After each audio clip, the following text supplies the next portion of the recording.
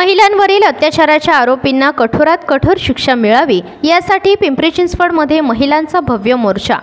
पिंपरी चिंचवड शहरात महिलांवरील अत्याचाराच्या घटनांमध्ये वाढ होत असल्याच्या निषेधार्थ आणि आरोपींना कठोर शिक्षा मिळावी यासाठी महिलांनी आवाज उठवलाय। महिलांसह सामाजिक संघटना आणि विविध ट्रस्टच्या प्रतिनिधींनी एकत्र येत भव्य मोर्चाचे आयोजन केले होते। हा मोर्चा रविवारी 1 सप्टेंबर रोजी सकाळी 10 वाजता आकुर्डीतील खंडोबामाळ चौकातून सुरू झाला। मोर्चाचा मार्ग हा आकुर्डी गावठाण, म्हाळसाकांत महाविद्यालय चौक, निगडी आळा आणि मोर्चाचा समारोप निगडी तहसीलदार कार्यालयासमोर झाला। मोठ्या संख्येने महिला आणि सामाजिक कार्यकर्त्यांनी या मोर्चात सहभाग घेतला। याचाच आढावा घेतलाय गणेश मोरे यांनी। पाहूयात। खरं तर ना भय ना भ्रष्टाचार पासून सुरू झालेला हा प्रवास लाडकी बहिणीपर्यंत येऊन थांबला।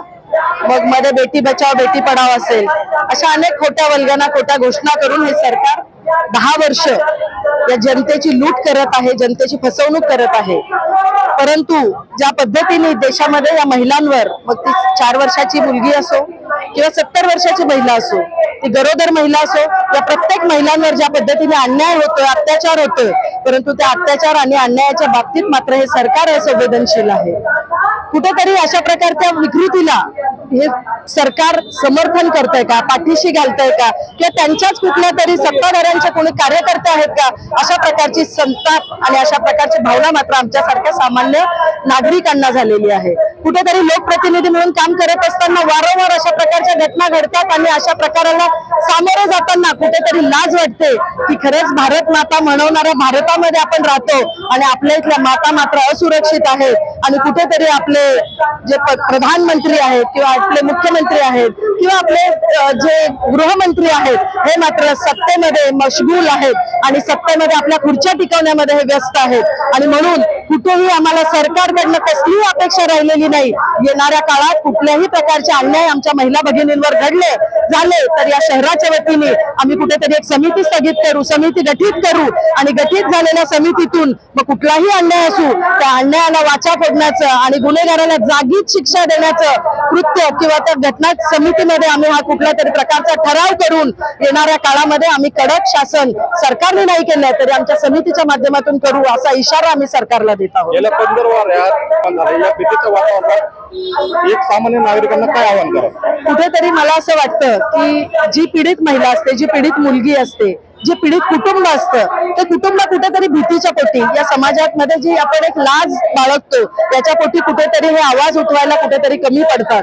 घटना घडून अनेक दिवस झालेले असतात आणि मग कधीतरी काही वेगळं प्रकार समोर आल्यानंतर त्या घटनेला वाचा फोडण्याचं काम केलं जातं आणि मग कुठेतरी तो नराधम सुटलेला असतो, तो बाजूला पडलेला असतो। परंतु माझी या आपल्या समाज माध्यमांची आपल्या प्रसार माध्यमातून समाजाला एक विनंती असेल की कुठलाही प्रकार घडला, अशा प्रकारच्या कुठल्याही घटना घडल्या तर वेळीच आमच्याशी संपर्क साधा, पोलीस प्रशासनाशी संपर्क साधा। पोलीस प्रशासनाने आपल्या तक्रारीची जर गय घेतली नाही तर आमच्यासारख्या सामाजिक संघटना या क्षेत्रामध्ये काम करत आहेत, आमच्याशी संपर्क साधा। कुठल्याही प्रकारची आपल्या कुटुंबाची बदनामी होणार नाही, परंतु त्या नराधमाला आम्ही शिक्षा दिल्याशिवाय थांबणार नाही अशा प्रकारचे आश्वासन, अशा प्रकारची ग्वाही मी या सामान्य जनतेला, पालकांना आणि विद्यार्थिनींना देते। धन्यवाद। काय मागणी आहे आपल्या जन आक्रोश मोर्चातून? आज काय सरकारला इशारा देण्यात? हा जो नारी आक्रोश मोर्चा आहे, आपण बघितलं की राज्यभरामध्ये आणि शहरामध्ये अशा प्रकारच्या ज्या घटना आहेत महिला अत्याचाराच्या त्या खूप प्रमाणामध्ये वाढलेल्या आहेत। लोकांचा न्याय व्यवस्थेवरती विश्वास राहिलेला नाहीये कारण कायदे कडक नाहीयेत।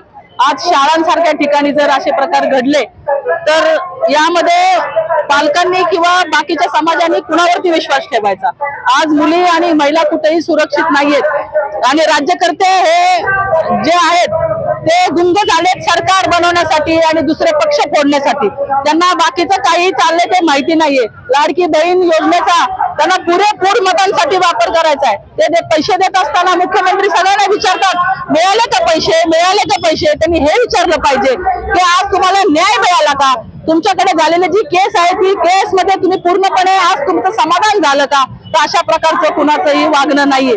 आज सगळ्यांनी त्या योजनेचा एवढा भाव केलाय आणि तेच परमेश्वरानेच या घटना पुढे आणल्यात। हा जो अन्याय आहे की ह्यांना ते कळलं पाहिजे की महिलांना आज पैसे नाही तर त्यांना सुरक्षितता पाहिजे आणि ते मागण्यासाठी आज सर्व संघटनांनी एकत्रित येऊन हा मोर्चा केलेला आहे।